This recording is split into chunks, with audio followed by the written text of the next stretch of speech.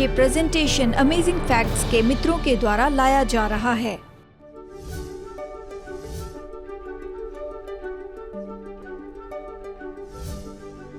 मैं स्पष्ट कह दूं कि आप एक दिन में विश्वासी बन सकते हैं। आप 10 मिनट में विश्वासी बन सकते हैं। आप विश्वासी, इसका मतलब ये नहीं कि आप मसीह में बढ़ते जा रहे हैं। मैं कुछ अद्भुत तथ्य बताकर शुरू करना चाहता हूं। हमें यहाँ अद्भुत तथ्य पसंद हैं। देखिए, ब्रिसल कोन पाइन, जिन्हें आप कैलिफोर्निया के सफ़ेद पर्वत पर देखते हैं, वो दुनिया का सबसे बड़ा जीवित पेड़ है। डेंड्रोक्रोनोलॉजिस्ट, उन्होंने कुछ सैंपल लिए और एक में पाया, और वो विश्वास करते हैं कि लगभग 5000 साल पुराना है। ये सटीकता से नहीं कह सकते। पेड़ के तने में जो बहुत से लाइंस होते हैं वो तो एक ही साल में ऋतु में कई बार बदलाव के कारण होते हैं, पर सामान्य रूप में ये एक साल दर्शाते हैं। और कुछ पेड़ों के बारे में वो सोचते हैं कि वो तो लगभग 5000 साल पुराने हैं। दिलचस्प बात ये है, ये पेड़ जितने पुराने हो वो उतने ज़्यादा लंबे नहीं होते। वो बहुत धीरे धीरे बढ़ते हैं। 20 साल का पाम द रोस पाइन, वो बड़ा है 2000 साल पुराने ब्रिसल कॉन पाइन से। विश्वासी के नाते आप कैसे बढ़ रहे हैं? क्या आप पॉन्डेरोसा है या ब्रिसल कॉन है? प्रभु चाहते हैं कि हम बढ़ें, और वो चाहते हैं कि हम फल लेकर आएं। और यहाँ दूसरा पत्रस में बाइबल हमें बताती है, अध्याय 3 वचन 18 में, पर हमारे प्रभु और उद्धारकर्ता यीशु मसीह के अनुग्रह और पहचान में बढ़ते जाओ। उसी की महिमा अब भी हो और युगानुयुग होती रहे। मैं स्पष्ट बता दूं कि आप एक दिन में विश्वासी बन सकते हैं। आप 10 मिनट में विश्वासी बन सकते हैं। आप यीशु को स्वीकार करने के द्वारा बहुत जल्दी धर्मी ठहराए जा सकते हैं और उस समर्पण को समझ सकते हैं। लेकिन उन्नति के लिए समय लगता है, और ये तो उस क्रिया के द्वारा होता है जो प्रभु ने हमारे जीवन में रखी है, जिसे हम शुद्धिकरण की प्रक्रिया कहते हैं। लेकिन कुछ लोग यीशु को स्वीकार करते हैं लेकिन उन्नति का भाग नहीं करते। A.W. टोजर ने कहा, कुछ लोग खुद को धार्मिक मुश्किलों में देखते हैं कि उनकी उम्र बढ़ रही लेकिन पवित्र नहीं हो रहे। समय उनका शत्रु है, उनका मित्र नहीं है। आप काफ़ी समय से विश्वासी हैं, इसका मतलब ये नहीं कि आप मसीह में बढ़ते जा रहे हैं। ये बहुत उलझा हुआ है। तो चलिए मैं जल्दी से आपको बता दूं, ये पहली 3 चाबियां जिस पर चर्चा की हैं, जो बच्चे के बढ़ने के लिए महत्वपूर्ण होते हैं। सबसे पहला, अच्छा भोजन करने से बढ़ते हैं। भोजन क्या है? परमेश्वर का वचन। मनुष्य केवल रोटी से नहीं लेकिन हर वचन से जीवित रहता है। क्या आप वचन का भोजन करते हैं? यीशु ने कहा, आज के दिन की रोटी हमें दे। क्या आप नियमित रूप में उसका वचन पढ़ते हैं? नए जन्मे हुए बच्चों के समान निर्मल आत्मिक दूध की लालसा करो, ताकि उसके द्वारा उद्धार पाने के लिए बढ़ते जाओ। इसे गलत नहीं समझ सकते। अगर बढ़ना है तो फिर ज़रूरी है परमेश्वर का वचन लेते जाना। इसे केवल दूध ही नहीं लेकिन मांस भी कहा गया है, और इसे मधु भी कहा गया है। तेरा वचन चट्टान के मधु के जैसे है। तो क्या आप अपनी बाइबल नियमित रूप में पढ़ रहे हैं? शिशु श्वास लेने के द्वारा बढ़ता है। श्वास लेना कैसे दर्शाता है? प्रार्थना। प्रार्थना तो हमारे प्राण की श्वास है। तीसरा, हम कसरत के द्वारा बढ़ते हैं। अगर बच्चों को बांध कर रखा जाए तो वो बढ़ते नहीं हैं। वो चलते हैं, कूदते हैं, बढ़ते हैं, और जब उत्साहित होते हैं तो पलटियां मारते हैं, और जैसे वो बिल्कुल जोश में आकर आगे बढ़ते जाते हैं, हाथ और पैर के सहारे वो उड़ जाते हैं। हम उनकी तारीफ करने लगते हैं और 2 फीट तक कुछ कदम बढ़ाते हैं। ये सारी कसरत और क्रिया के द्वारा बढ़ने में उनकी मदद होती है। अब ये पलटी मारना, उठना, ये सब उनके बढ़ने की क्रिया है। अगर धीरे धीरे बढ़ रहे हैं तो इसमें डरने की बात नहीं, लेकिन उनकी बढ़ोतरी एक जगह रुक जाए तो डरने की बात है। ऐसे भी बच्चे देखे होंगे जो जल्दी नहीं बढ़ते हैं। यानी वो छोटे थे, लगभग 13 साल की उम्र तक वैसे थे, और अचानक बढ़ते चले गए और अभी 6 फीट के हैं। यानी देखिए, कई बार उन्नति इतनी जल्दी होती है। क्या आपने ऐसे देखा है? और बढ़ने के बारे में क्या आप जानते हैं? बढ़ने में दर्द भी होता है। कई बार बच्चों को दर्द होता है, घुटनों में दर्द होता है। मेरी दादी कहती थी कि कोनी में कुछ बांध कर रखो तो इससे मदद मिलती है, और इसने काम किया। मुझे पता नहीं ये कैसे काम करता, लेकिन करता है। यानी बढ़ने का दर्द होता है, लेकिन बढ़ने के लिए कसरत करना ज़रूरी है। पिछले हफ्ते जहाँ रुके थे वहाँ से आगे बढ़ते हैं। मैं आपको 4 बातें बताना चाहता हूँ। बढ़ने के लिए हमें परिवार से जुड़ा रहना पड़ता है।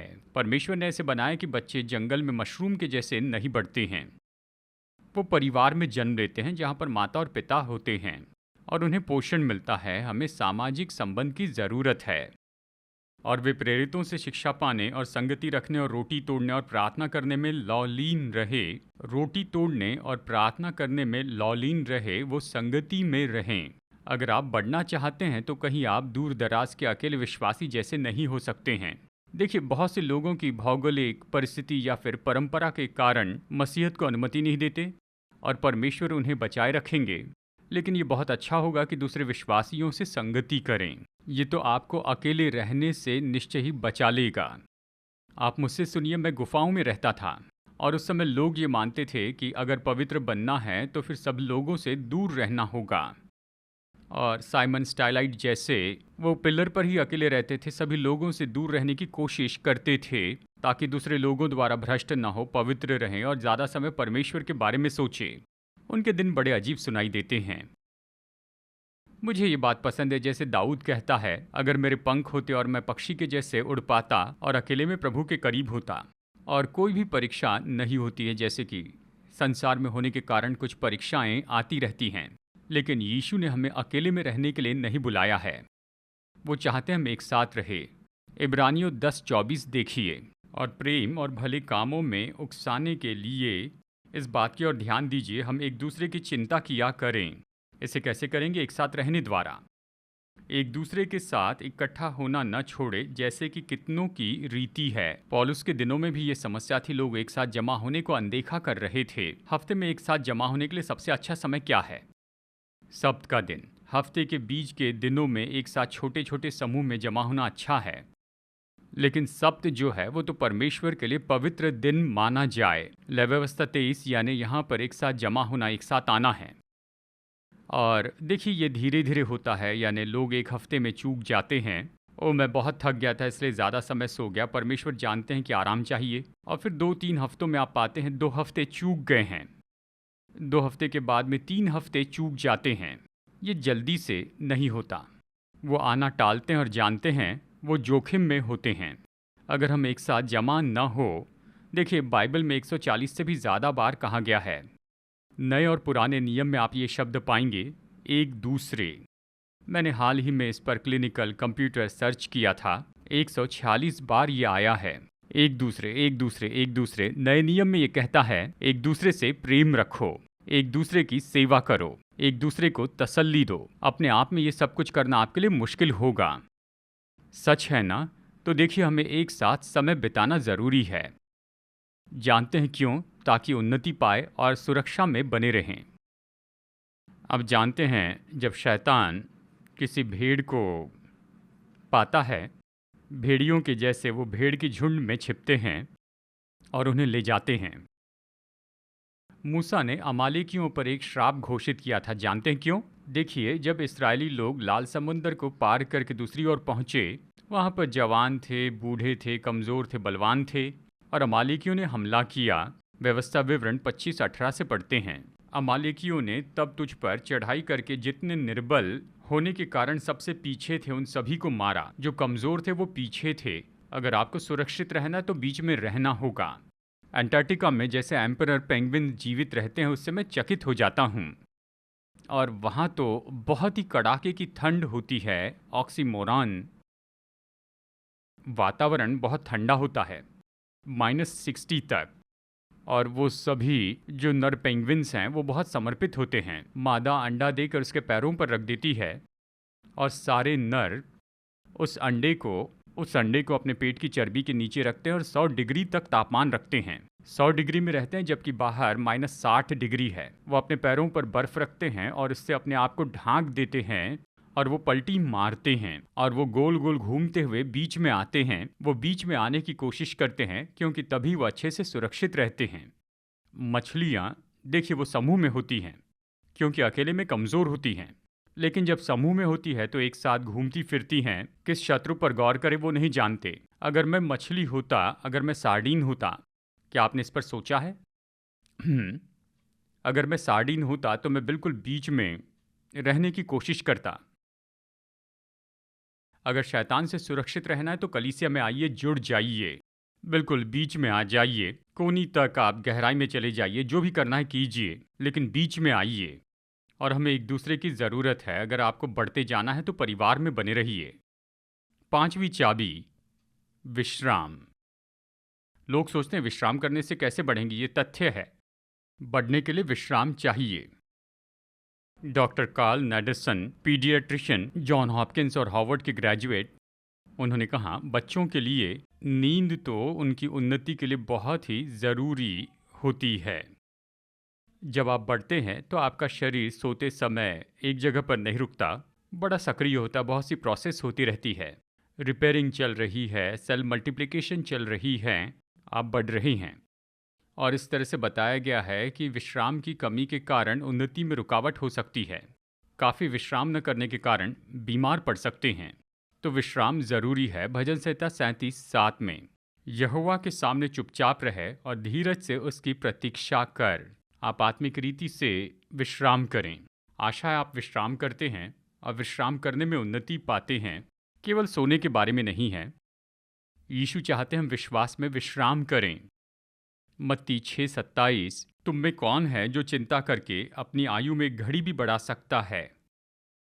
क्या आप चिंता करके बड़े हो सकते हैं? तो विश्वासी के नाते बढ़ने के लिए प्रभु पर विश्वास कर सकते हैं और निश्चय आप बढ़ेंगे। विश्वास की जगह पर आइए। बाइबल कहती तुम्हारे विश्वास के अनुसार तुम्हारे साथ हो। तो उन्नति पर पहला संदेश सिखाने के बाद शायद आपको दोषी लग रहा होगा क्योंकि आप ज़्यादा बढ़े नहीं हैं। भरोसा कीजिए कि अगर आप बढ़ने के लिए ये सब करेंगे, बच्चे बढ़ने के लिए चिंता नहीं करते, लेकिन जिनके बारे में हम कह रहे हैं वो सब लेते हैं। मरकुस 11:22, यीशु ने उत्तर देकर कहा, परमेश्वर पर विश्वास रखो। मैं तुमसे सच कहता हूँ कि जो कोई इस पहाड़ से कहे तू उखड़ जा और समुद्र में जा पड़ और अपने मन में संदेह न करे, वरन प्रतीति करे कि जो कहता हूँ वो हो जाएगा, तो उसके लिए वही होगा जो उसने कहा है। इसलिए कहता हूँ जो तुम प्रार्थना करके मांगो, प्रतीति करो कि तुम्हें मिल गया है। प्रभु पर भरोसा रखें, उसमें विश्राम करें। और उसने कहा तुम्हें वो मिल जाएगा। नई बढ़ने के कारण चिंतित हैं तो प्रभु से कहिए पहाड़ हटा दे और बढ़ने में आपकी मदद करे। विश्वास करे, ऐसा करेंगे। विश्वास के कारण प्रार्थना का उत्तर मिलेगा, प्रार्थना के उत्तर के कारण महान विश्वास होगा। तो ये काम करता है। अगर विश्वास छोटा है, हाँ प्रभु मेरा छोटा विश्वास है। एक व्यक्ति ने यीशु के पास आकर कहा, प्रभु मैं विश्वास करता हूँ पर अविश्वास का उपाय कर। और यीशु ने उसकी प्रार्थना सुनी और उसके बेटे को आशीष दी। आज का जिंदगी बदलने वाला फ्री रिसोर्स मंगवाना न भूलें। आप इसकी डिजिटल कॉपी अपने कंप्यूटर या मोबाइल डिवाइस पर डाउनलोड कर सकते हैं। आज के फ्री गिफ्ट की डिजिटल कॉपी पाने के लिए स्क्रीन पर दिए हुए वेब एड्रेस पर आप जाइए। अमेजिंग फैक्ट्स के साथ परमेश्वर के वचन का अध्ययन करना भी पहले से बहुत आसान हो गया है। जहां भी जब भी आप चाहे, और सबसे महत्वपूर्ण है कि दूसरों के साथ शेयर कीजिए। 6 नंबर की चाबी। मैं विश्वासी के रूप में बढ़ने के लिए 7 चाबियों के बारे में बताने के लिए आया।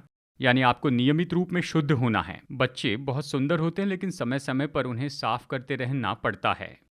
वो चिंता नहीं करते, भरोसा करते उनके माता पिता इसमें मदद करेंगे। अगर जल्दी ना करें तो वो चिंता करते और आप जल्दी सुन पाएंगे। कुछ लोग उतनी परवाह नहीं करते हैं।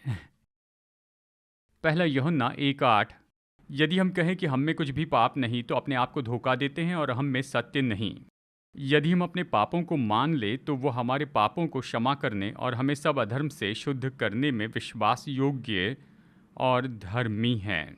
यदि हम कहें कि हमने पाप नहीं किया तो उसे झूठा ठहराते और उसका वचन हम में नहीं है। और जैसे हम जान लेते हैं कि हम तो गिर चुके हैं तो तुरंत अंगीकार करें। किसी ने कहा है कि प्रभु के लिए छोटे छोटे लेखा रखें, अपने दोष और शर्मिंदगी को जमा होने न दें। जैसे आप जान ले कि आप फिसल कर गिर चुके हैं तो प्रभु के पास लाए, उससे क्षमा मांगे, उसे शुद्ध करने के लिए कहिए। उसकी प्रतिज्ञा है वैसा करेंगे। आमीन। एक दूसरे के सामने अपराधों को मान ले और एक दूसरे के लिए प्रार्थना करो। ये कलीसिया के परिवार का भाग है। वो ये है, यानी वो तो मध्यस्थी करते हैं एक दूसरे के लिए और उस शुद्धिकरण को प्राप्त करते हैं। और पॉइंट नंबर 7 वो है, आप बढ़ते हैं प्रेम में। अगर बच्चे प्रेम पूर्ण वातावरण में हैं तो वो बेहतर रूप में बढ़ते हैं और हम परमेश्वर के प्रेम में बढ़ते हैं। मुझे याद है इसके बारे में मैं पढ़ रहा था। ये महान ग्रीक हीरो है ओलंपिक के, उनका नाम था मीलो ऑफ कोटन, और वो कहते हैं कि वो अब तक के सबसे बलवान व्यक्ति थे। वो अपने एक हाथ में अनार रख सकते हैं जैसे बहुत से लोग करते हैं, और कोई भी व्यक्ति उनके हाथों से अनार छीनने की कोशिश कर सकता है, पर अनार का नुकसान नहीं होगा क्योंकि उनका हाथ मजबूत था। और कहा जाता है वो इतने बलवान थे कि वो तो अपने सिर पर मेटल बैंड बांधते थे और नसों पर जोर देकर उसे तोड़ सकते थे। उन्हें लेजेंड मानते हैं। देखिए वो इतने बलवान कैसे हुए। जब वो किशोर थे उन्हें एक बछड़ा दिया गया। वो उस बछड़े से इतना प्यार करते थे कि प्रतिदिन अपने कंधे पर उसे उठाकर लेकर जाते थे, और 4 साल तक ऐसे किया। हर दिन वो बछड़े को उठाते। वो खुद बढ़ रहे थे, किशोर थे, और बछड़ा भी बढ़ रहा था। फिर लोगों ने देखा ये बैल को उठा सकते हैं और लेकर चल सकते हैं, और फिर वो ओलंपिक्स में गए और 9 साल तक सबसे उत्तम रेसलर के रूप में जीतते रहें। यही कहानी है। खैर, प्रेम में रहने के द्वारा आप मसीह के जैसे और बढ़ते जाते हैं। कितने लोग और ज़्यादा प्रेम चाहते हैं? क्या प्रेम में बढ़ सकते हैं एक टापू पर अकेले ही रहने से? नहीं, हमारे प्रेम को बांटा जाना चाहिए ताकि इसका अनुभव हो। और यही तो कारण है कि परमेश्वर अनंत काल के परमेश्वर हैं, इसलिए परमेश्वर को 3 व्यक्तित्व में आना पड़ा। और कैसे परमेश्वर प्रेम होकर किसी से प्रेम न करें? केवल परमेश्वर ही अनंत काल के हैं, और ज़रूरी था कि वह अनंत काल के परमेश्वर हो तो एक व्यक्ति से ज़्यादा होना चाहिए जिन पर प्रेम प्रकट करें। क्या आप इसे समझ रहे हैं? पिता, पुत्र और पवित्र आत्मा अनंत काल के हैं। हमसे प्रेम किए जाने के लिए इसे प्रकट करना है। देखिए, अंतिम दिनों में लोगों की समस्या होगी कि उनका प्रेम नहीं बढ़ेगा। मत्ती 24:12 में देखिए, अधर्म के बढ़ने से बहुतों का प्रेम ठंडा पड़ जाएगा। ठंडा पड़ जाएगा। तो प्रेम में ऐसा हो सकता है, गर्म हो सकता है, ठंडा हो सकता है। दूसरा थिस्सलुनीकियों 1:3, हे भाइयों, तुम्हारे विषय में हमें हर समय परमेश्वर का धन्यवाद करना चाहिए, इसलिए कि तुम्हारा विश्वास बहुत बढ़ता जाता है और तुम सबका प्रेम आपस में बहुत ही बढ़ता जाता है। ये सच में सुंदर उदाहरण है। मैं फिर से दोहराऊं, इफिसियों 4:15, वरन प्रेम में सच्चाई से चलते हुए सब बातों में उसमें जो सिर है अर्थात मसीह में बढ़ते चले जाएं। ये कहता है, जब मैं बालक था तो मैं बालकों के समान बोलता था, बालकों सा मन था, बालकों सी समझ थी। 1 कुरिन्थियों 13। परंतु जब मैं सियाना हो गया, मतलब बालक से सियाना कैसे हुए? बढ़ते हैं। आप प्रेम में बढ़ते हैं। और वो कहता है कि अब बना है विश्वास, आशा और प्रेम। इन तीनों में क्या बड़ा है? इन सब में महान तो प्रेम है। परमेश्वर प्रेम है। मसीह की सबसे उत्तम चीज़ उसके प्रेम का अनुकरण करें। तो अंत में मैं ये पूछना चाहता हूँ कि कैसे जाने कि आप बढ़ रहे हैं?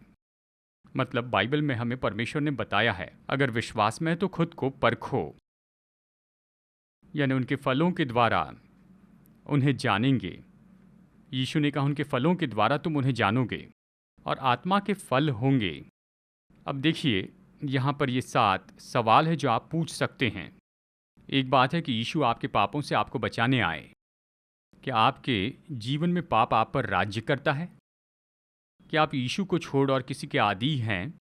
तो आप अच्छे विश्वासी नहीं हो सकते हैं। बिल्कुल स्पष्ट। मैं ये नहीं कह रहा कि कभी कभी चूक जाए। बाइबल कहती कोई नहीं जो पाप न करें।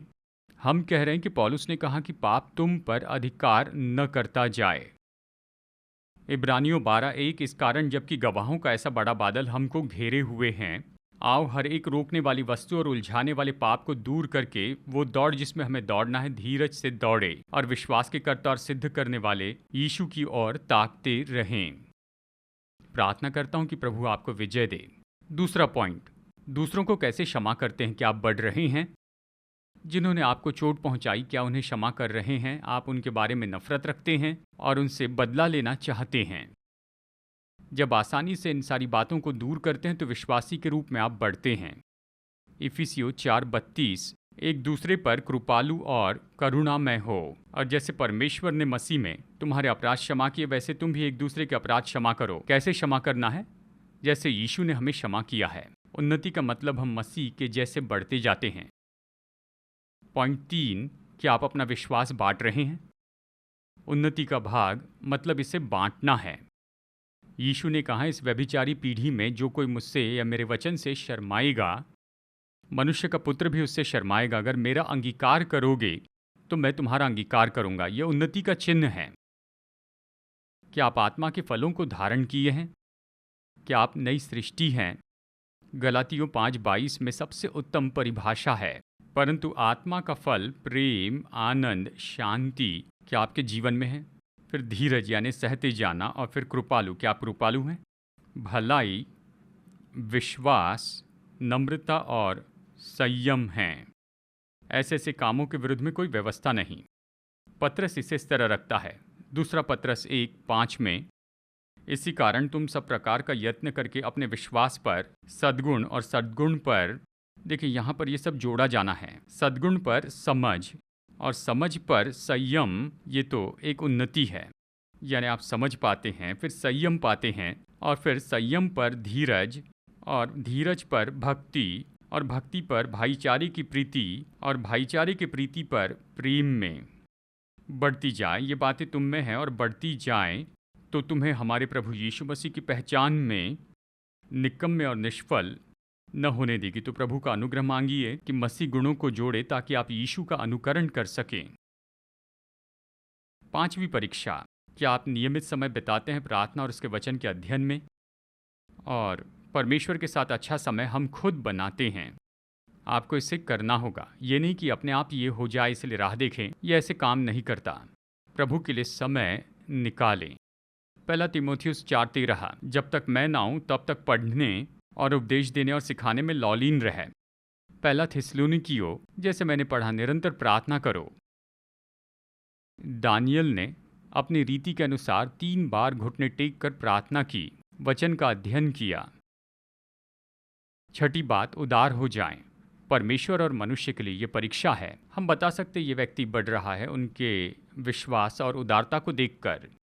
नीति वचन 3:9, अपनी संपत्ति के द्वारा और अपनी भूमि की सारी पहली उपज दे देकर यहोवा की प्रतिष्ठा करना। दशवांश और भेंटों में विश्वास योग्य रहें। जरूरतमंदों की परवाह करें। नीति वचन 28-27, जो निर्धन को दान देता है उसे घटी नहीं होती, परंतु जो उससे दृष्टि फेर लेता है वो श्राप पर श्राप पाता है। तो हमें उदारता में बढ़ना है, प्रभु पर भरोसा रखना है।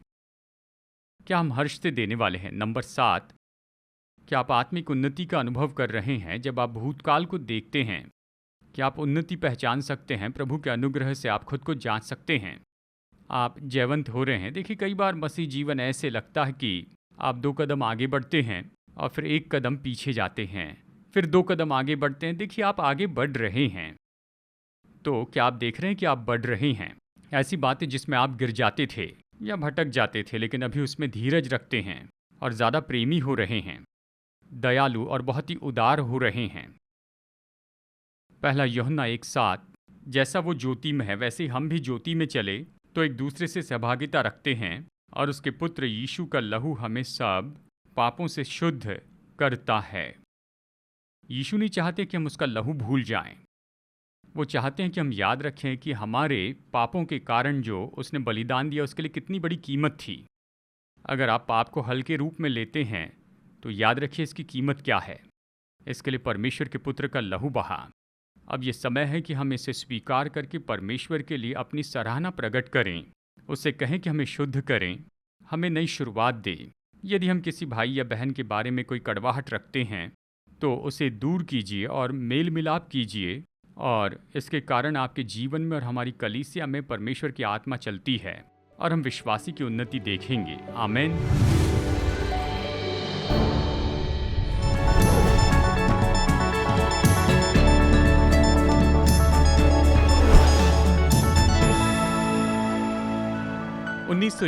क्रिसमस की पूर्व संध्या। 17 साल की जूलियन कोपका लीमा पेरू में अपनी मां के साथ में एक फ्लाइट में बैठी।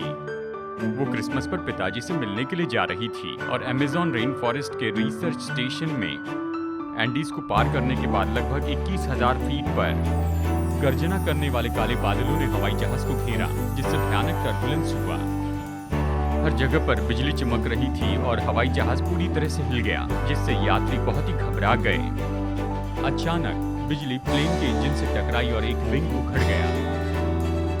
जैसे हवाई जहाज जमीन की ओर नीचे आने लगा, कैबिन डिसइंटीग्रेट हुआ। जूलियन ने पाया कि वो रोज सीट के स्ट्रैप से बंधी है और तूफान से भरे उस बादल से नीचे गिरती जा रही है। लगभग 10,000 फीट से नीचे गिरी।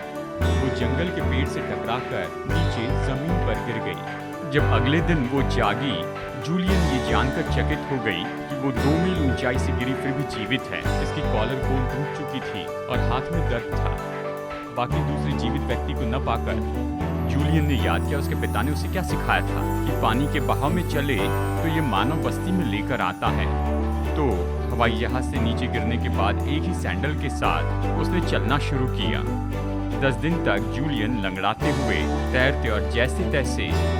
जख्म तो बहुत बढ़ गए थे और उसे बहुत ज्यादा दर्द हो रहा था, जबकि वहां पर बड़े मगरमच्छ, पिरानास और काटने वाले जीव जंतु थे।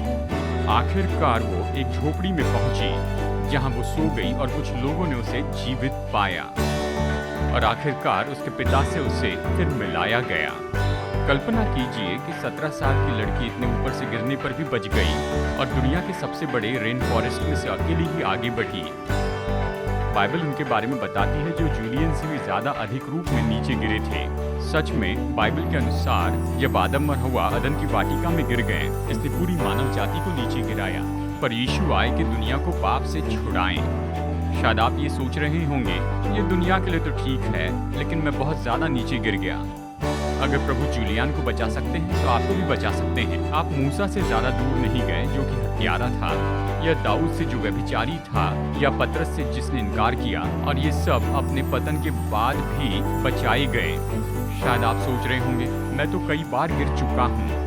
तो धाड़स रखिए, नीति वचन 24:16 ये कहता है, धर्मी जन चाहे 7 बार गिरे तो भी उठ खड़ा होता है। यीशु ने मरियम मगदलिनी में से 7 दुष्ट आत्माएं निकाली। तो आप निराश मत होइए दोस्तों, अगर आप गिर गए हैं तो उठ खड़े होइए। जिस तरह से उसने जूलियन को बचाया, रेन फॉरेस्ट की खोई हुई इस दशा से अगुवाई की और उनके पिता से उन्हें मिलाया, यीशु आपकी खोई दशा से आपकी अगुवाई कर सकते हैं और आपको फिर से स्वर्ग के पिता से जोड़ सकते हैं।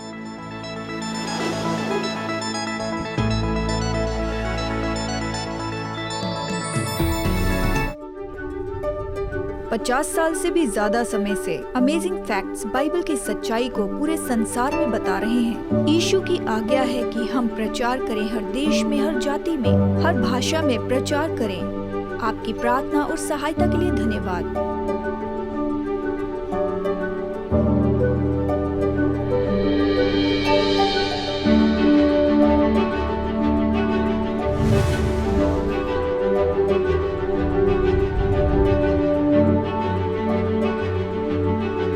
आज के फ्री ऑफर को मंगवाइए, ये आपके लिए एक आशीष है। जैसे हम सुसमाचार लोगों तक ले जा रहे हैं, आपकी भेंटों के लिए आपका धन्यवाद। आशा है आप अगले हफ्ते जुड़ जाएंगे। जैसे हम वचन की गहराई को देखते हैं, हम और भी अमेजिंग फैक्ट्स देखेंगे।